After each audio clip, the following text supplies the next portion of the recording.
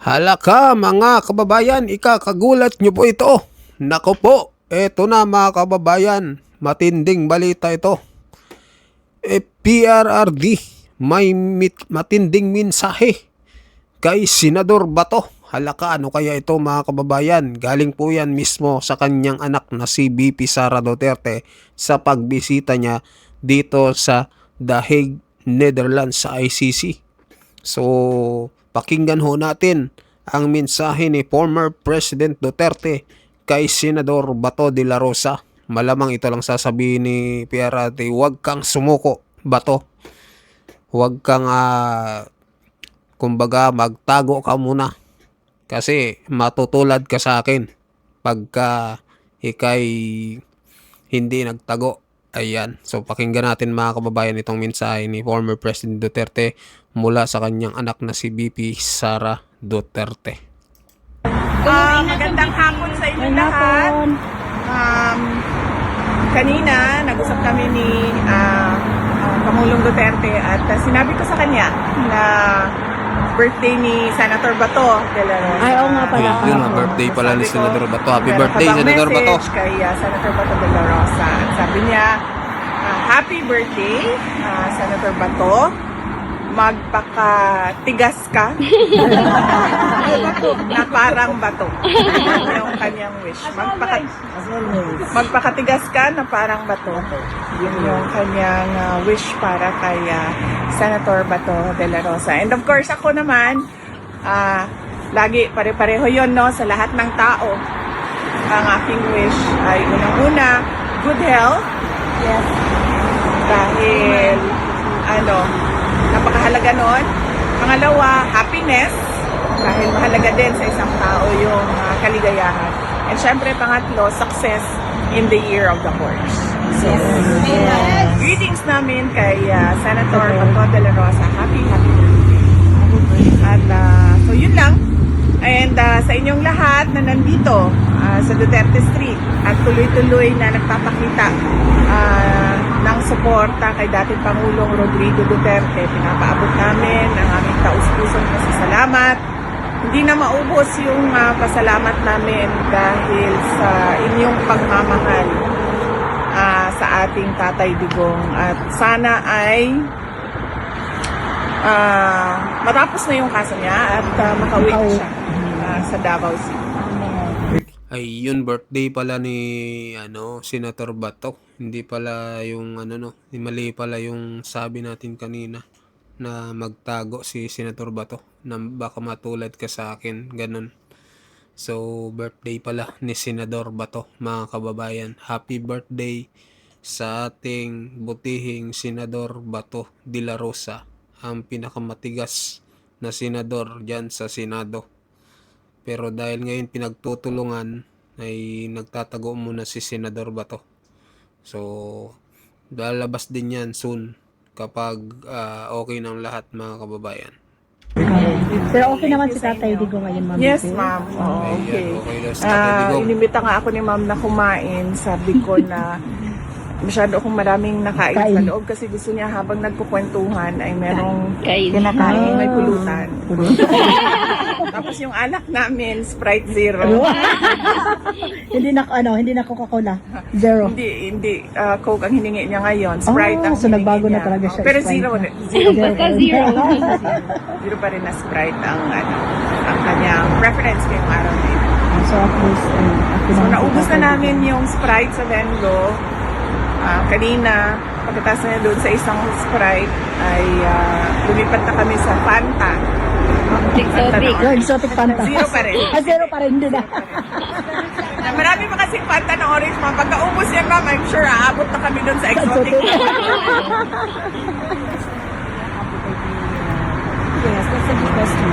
Tinanong ko siya kanina, sabi ko, anong kinain mo for lunch? Sabi niya, mukha daw yung menudo.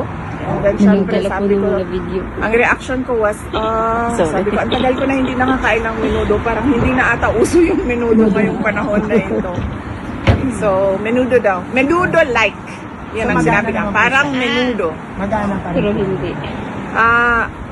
Siguro, Siguro kasi wala naman siyang sinabi na hindi siya kumain. Kasi nung tinanong ko siya, anong ulam mo? Sabi niya, menudo like. Yun yung kanya. For an 81-year-old ma'am, normal siya na hirap maglakad. Hindi naman lahat, pero karamihan ng 81 years old ay accidental talaga. Hirap na rin maglakad. So may tungkod siya. Ganun. We want to have him. Yes, sinabihan ko siya, ma'am. Pagdating ko, nagmamano ako, tapos iniyakap ako. Sabi ko sa kanya, marami ang gustong magpapaabot ng yakap sa'yo. Tapos, bago ako umuwi, nagmamano na naman ako ulit at niyayakap ko siya ulit. At sinasabi ko, marami ang nagpapaabot ng pagmamahal sa'yo. So, medyo routine. Yun. Yes. Thank you so much. Ang ano ko lang, ang concern ko is hindi ko maisa-isa ba kung sino yung mga nagpapaabot ng yakap dahil sobrang dami. Kaya nga. Kaya sinasabi ko marami ang nagpapaabot ng yakap. Yun na lang yung Yun mga kababayan. So, yun po yung buong mensahe ni former President Duterte kay Senador Bato. So, happy birthday daw. At sabi niya, magpakatigas ka daw. Yun daw yung mensahe ni former President Duterte. So, at ayun lang, nagkwentuhan lang daw sila sa loob. Malakas naman daw yung pangangatawan ni former President Duterte.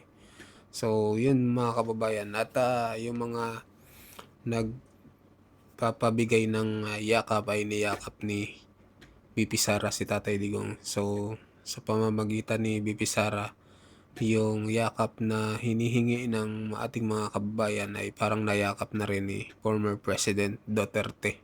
So ngayon naman mga kababayan, pag-usapan natin itong sakit ni PBBM. Nako mga kababayan, sabi dito sa comment, may mga nabasa ako dito, nakarma na daw. Kinarma na daw si PBBM. Ayan. So basahin natin yung buong ulat dito. Sa ang balita ngayon, sabi dito, pamamaga ng bituka dahil sa diverticulitis, maaring mauwi sa pagdurugo sa puwet. Alaka. Ba't sa puwet? Ayan mga kababayan, sabi, matapos kumpirmahin ni Pangulong Ferdinand Marcos Jr. na siya ay may diverticulitis, ibiniliwanag ng mga doktor na ang naturang kondisyon ay pamamaga ng bituka na sa ilang kaso ay maaaring mauwi sa pagdurugo sa puwet kung hindi agad nababantayan. Ano ba to guys? Parang almoranas, pagdurugo sa puwet. Siguro pag ganun siguro to. Samantala, kinansila ng Pangulo ang kanyang nakatakdang biyahe sa Ilocos Norte ngayong Biyernes, Enero 23 upang magpahinga at manatiling minomonitor ng kanyang mga doktor. Ayon sa Presidential Communication Office, bahagi ito ng mga pag-iingat matapos dumanas ng diverticulitis ang Pangulo noong Miyerkules ng gabi at magpalipas ng magdamag sa St. Luke's Medical Center. Dalawang aktibidad na ang dadaluhan ni Pangulong Marcos sa Lawag City, ang inaugurasyon ng Lawag International Airport Passenger Terminal Building at ang paglulunsad ng PBBM Gabay ng Bayan program. Subalit hindi na ito itinuloy alinsunod sa payo ng mga doktor. Nauna nang sinabi ni Claire Castro Palace Press Officer at PCO Undersecretary na sumailalim lamang sa medical observation ang Pangulo bilang precautionary measure matapos makaranas ng discomfort at na maayos at stable na ang kanyang kondisyon. Ano ang diverticulitis? Ang diverticulitis, ang hirap naman banggitin. Ang diverticulitis ay nangyayari kapag ang maliliit na supot o diverticula sa dingding ng bituka ay namaga o naimpeksyon. Kapag lumala ang pamamaga, maaring masugatan ang lining ng bituka na posibleng magdulot ng pagdurugo sa puwet. matinding pananakit ng tiyan, lagnat o infection. Ayon sa mga eksperto, stress, sobrang trabaho, puyat at edad ang ilan sa mga karaniwang trigger ng kondisyon. So, yun pala mga kababayan. Giit ng mga doktor, ang diverticulitis ay karaniwang manageable at hindi agad delikado sa buhay basta't nasusunod ang pahinga, gamutan at monitoring. Pinapayuhan ang publiko na kumonsulta agad sa doktor kung makaranas ng pananakit ng tiyan, lagnat o pagdurugo sa puwet. Samantala, tiniyak ng palasyo na ipagpapatuloy ng Pangulo ang kanyang mga tungkulin matapos ang sapat na pahinga, kasabay ng patuloy na pagbibigay ng beripikadong update sa kanyang kalagayan. So ayun po mga kababayan, no? Yung sakit ni PBBM. Ano po masasabi nyo dito mga kababayan? Maraming comment dito, sabi dito. Dahil sa tubig na yan. Ayan, sabi ni Inday Arnel. Juanito Daro Jr., bunga na yan sa hilig mong mag-divert ng pera ng bayan. Pati kalusugan mo, na-divert na rin. Tina Bulgar, Bahande, it's tubig pa more. Balita ko. And then, AFIB daw talaga. Baka abot sana. Ayan. Jonathan A. De Villa, yan kaya huwag kahiligang mag-divert ng mga issues para di magkaroon ng diverticulitis. Lalo ka na Boeing. Ayan. Rodel Alcantara, Inolfi, ganyan sakit ng kapitbahay namin. 24 hours lang, nilagay agad sa kabaong. Grabe ka naman, Gar.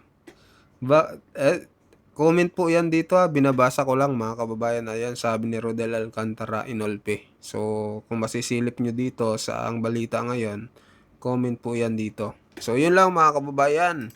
Ano masasabi nyo dito sa kalagayan ni PBBM sa kanyang sakit na diverticulitis ba yun mga kababayan? So, mag-comment po kayo at sa mga bagong pasok dyan, pa-subscribe po ng ating channel mga kababayan. Maraming salamat po.